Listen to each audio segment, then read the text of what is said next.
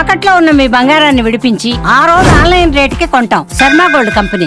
ఆస్తుల వివాదం, అన్నదమ్ముల మధ్య ఫైట్, నిత్యం గొడవలతో పోలీస్ స్టేషన్ మెట్లెక్కిన ఫ్యామిలీ పంచాయతీ, కోర్టుల్లోనూ తేలని కాంట్రవర్సీ వ్యవహారం.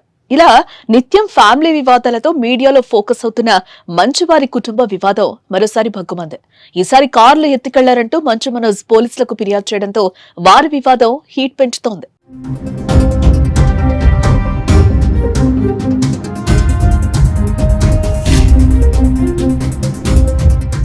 గత కొన్ని నెలల క్రితం సినిమా లెవెల్లో సాగిన మంచువారి ఫ్యామిలీ వివాదం సద్దుమణిగిందనుకుంటున్న తరుణంలో మనోజ్ ఇంట్లో కారుల చోరీతో మరోసారి తెరపైకొచ్చింది. ఇప్పటికే ఆస్తుల పంపకాల విభేదాలతో మోహన్ బాబు కుటుంబ వ్యవహారం రచ్చరచ్చకగా ఇప్పుడు కార్ల రగడ కాకపుట్టిస్తోంది. తన ఇంట్లోని కార్లను అన్న మంచు విష్ణు చోరీ చేశారంటూ మనోజ్ హైదరాబాద్ నార్సింగ్ పోలీసులను ఆశ్రయించడం హాట్ టాపిక్ గా మారుతోంది.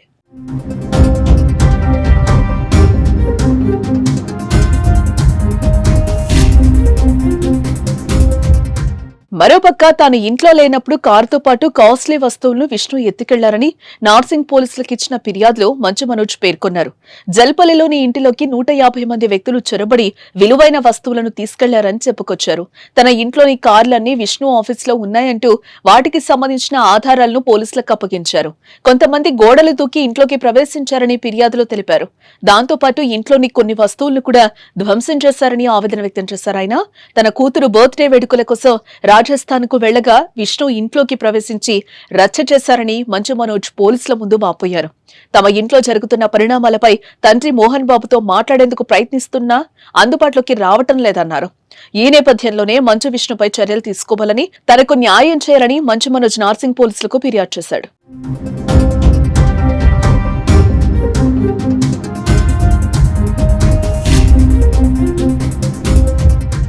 వాస్తవానికి మంచు మోహన్ బాబు కుటుంబంలో గతేడాది చివరి నుంచి వరుసగా విభేదాలు కంటిన్యూ అవుతూనే ఉన్నాయి.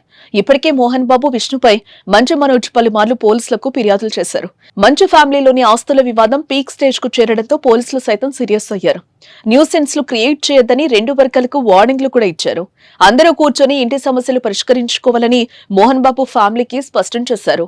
ఈ క్రమంలో మంచు ఫ్యామిలీలో విభేదాలు కాస్త సర్దుకున్నాయి అనుకునే లోపే తన అన్న విష్ణుపై మనోజ్ ఫిర్యాదు చేయడం ఇప్పుడు చర్చనీయాంశమవుతుంది.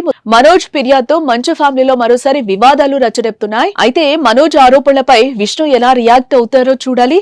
ఇదిలా ఉంటే ఉదయం నుంచి జల్పల్లిలోని మోహన్ బాబు ఇంటి ముందు మనోజ్ కూర్చొని నిరసన వ్యక్తం చేస్తున్నారు.